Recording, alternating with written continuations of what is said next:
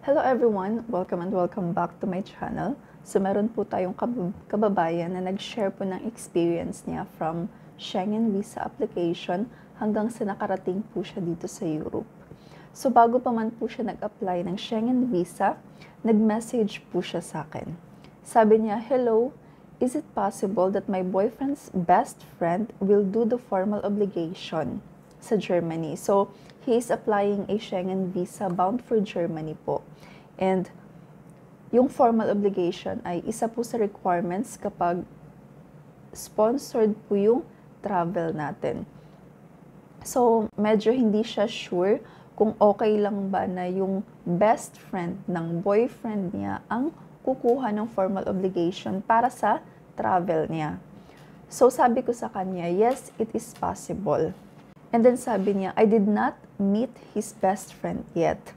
I meet my boyfriend here in the Philippines 3 times. But my boyfriend will explain everything about the situation on the invitation letter and best friend will do as well. So medyo hindi po siya sure kasi hindi pa niya na-meet yung best friend ng boyfriend niya. So kaya nagdadalawang isip siya mag-apply ng Schengen visa kasi baka hindi tanggapin ng German embassy or baka ma-denied. So sabi ko sa kanya, sabi niya, is this okay po? And then sabi ko sa kanya, yes, it's okay. Walang problema talaga kahit na kung friend or relatives ng partner niyo ang kukuha ng formal obligation para sa inyo or magtayo na as sponsor ng travel niyo. So pwede po talaga yun as long as makakapag provide sila ng documentation to prove their financial capability to sponsor your travel. So, okay na okay lang po talaga yun.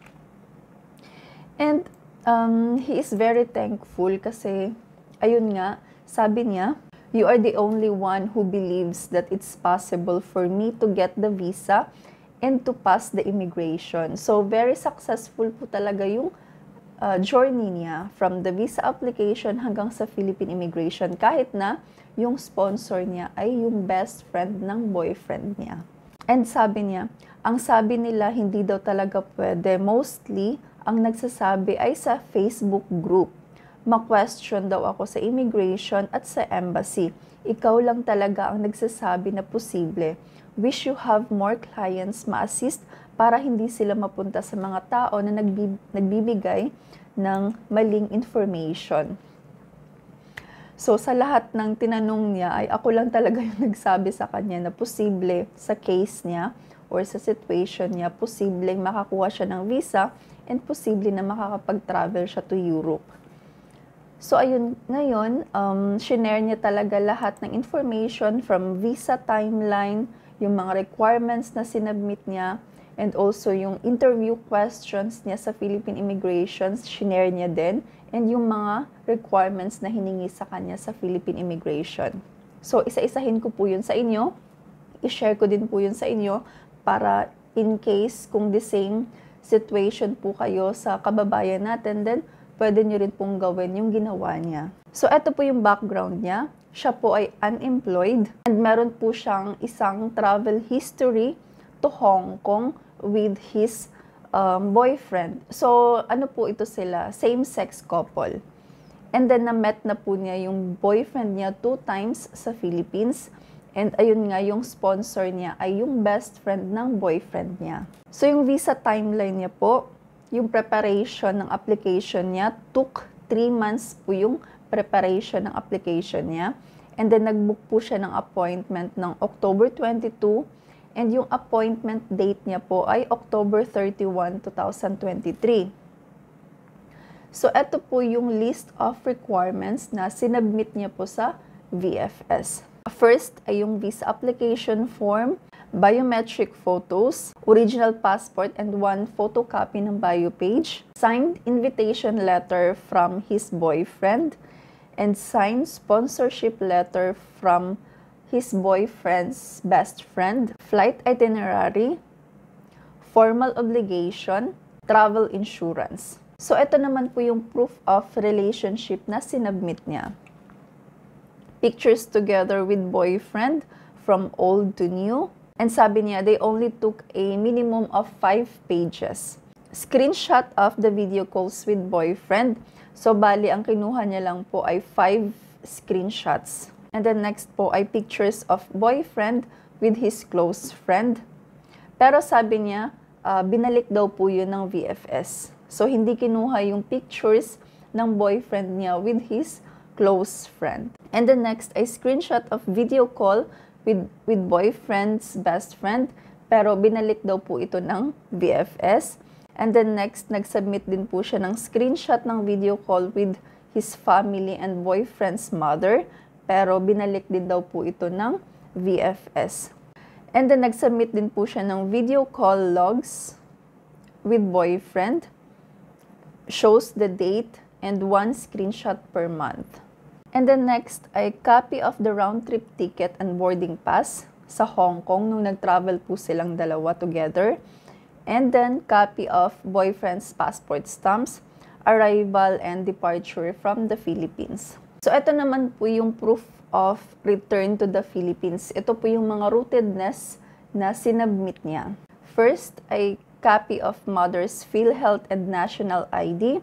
Next, ay copy of mother's medical certificate, picture of family or family pictures, copy of brother's birth certificate, copy of brother's IDs like voters and PhilHealth, copy of sister's NSO birth certificate, copy of sister's PhilHealth ID, copy of nephew's birth certificate, copy of niece birth certificate, copy of land title, father's name on the second page, copy of late father's death certificate, copy of mother's pioneer insurance, and siya po yung beneficiary ng insurance na yon. And then copy of SSS contribution, invitation letter from the school, college alma mater to be part of the panel judges. So, in-invite po siya ng school as a panel judges. So, meron po siyang invitation letter from the school. So, sinubmit niya po yun as proof na babalik talaga siya sa Pilipinas dahil meron siyang mga appointment na gagawin or meron siyang mga event na dapat i-attend. And then, nag-submit din po siya ng bookkeeping tutorial confirmation letter. A letter confirming that I have a tutorial next year, 2024, then I have to return back to the Philippines. This letter coming from my best friend who knows bookkeeping. So, sabi niya po, yung lahat ng na-mention na proof of rootedness niya ay kinuha daw po talaga lahat ng VFS. So, bali walang binalik sa kanya. So, ito naman po yung additional documents. Copy of his PSA birth certificate, copy of proof of residency, copy of national ID temporary, kasi newly registered po siya, and then copy of proof of travel history. Yun na po yung passport stamps na nag-travel po siya to Hong Kong. And then copy of boyfriend's passport bio page, copy of boyfriend's proof of residency or resident card, copy of boyfriend's apartment documents, a letter from the apartment company that he's getting every month and front page of the long-term contract. And then copy of boyfriend's close friend residence ID card. So sabi niya dito yung VFS daw, change daw po yung application form niya from single entry to multiple entry. So, November 6, 2023, na-receive po ng German Embassy yung application niya. And then, November 6, 2023 at 12 noon, naka-receive po siya ng tawag sa German Embassy. So, ito po yung mga questions na tinanong sa kanya. Yung about sa purpose of travel niya, yung complete name ng boyfriend niya, kailan daw nag-start yung relationship nila, saan niya na-meet, and sabi niya, I answered sa dating site. And tinanong din po siya kung ang boyfriend niya ba ang mag-sponsor sa kanya, sa lahat. And then, sabi niya, I told the embassy that my boyfriend sponsored my accommodation because I will be staying in his apartment. And his best friend sponsored me too, especially in getting the formal obligation because my boyfriend is working part-time only and he can't get the formal obligation because his income is not enough. We stated as well sa invitation letter ng boyfriend niya. So, ayun. And-explain niya kung bakit yung best friend ang kukuha ng formal obligation at hindi yung boyfriend niya. So, sabi niya dito, dahil yung boyfriend niya ay nagwo-work part-time only and hindi enough yung income niya to get a formal obligation. Kaya naman yung best friend niya ang kumuha ng formal obligation para sa kanya. And then, tinanong din po siya about sa boyfriend's job, yung trabaho ng boyfriend niya, and was asked if we are planning to get married. And sabi niya ay hindi daw po sila magpapakasal. And then, tinanong din po siya about sa employment status niya. And sabi niya, they verified my strong ties, invitation letter from my school before. And then November 8, na-dispatch po yung processed visa application. So, pinadala na po yung passport niya. And then November 10 niya po na-receive yung passport niya and yung visa niya. So, na-approve po siya ng 87 days. And yun din po yung ni-request niya, 87 days. So, yung travel date niya po ay November 26, 2023. And yung return date niya naman ay February 21, 2024. So, sabi niya dito na change daw yung travel date niya dahil nga sa Affidavit of Support and Guarantee. Kasi yung boyfriend's best friend niya ay nasa bakasyon. So, it takes time to get the Affidavit of Support and Guarantee. And then sabi niya, yung Affidavit of Support nila ay na-process sa Philippine Embassy sa Berlin. And then November 10, sila nakakuha ng appointment sa Philippine Embassy. And then sabi niya, after getting an appointment, the embassy sent an email to send a copy of the requirements and Affidavit of Support and Guarantee application form to their email. So, November 21 yung appointment date nila sa Philippine Embassy. And ito po yung requirements para sa Affidavit of Support and Guarantee. Formal obligation, Affidavit of Support and Guarantee form, invitation letter from BF, sponsorship letter from BF's best friend, picture together with boyfriend, only one photo submitted. And then, nag-avail po yung boyfriend niya ng rush process kung saan meron pong additional charge na €11.50. And then, nakuha po ito in the next day, yung Affidavit of Support. And then, November 23, na-pick up ng boyfriend niya yung Affidavit of Support. And then, December 10, 2023 po yung flight niya from Manila to Germany. So, ito po yung immigration experience niya sa Cebu. Ang first niya pong pinakita sa immigration officer ay yung passport niya, boarding pass, and flight tickets. So, first question sa kanya, ano yung purpose ng travel niya? Next question, kailan siya babalik sa Pilipinas? Sabi niya, 3 times daw siya tinanong nito. And then next ay tinanong siya about Affidavit of Support and Guarantee and remittances from his boyfriend.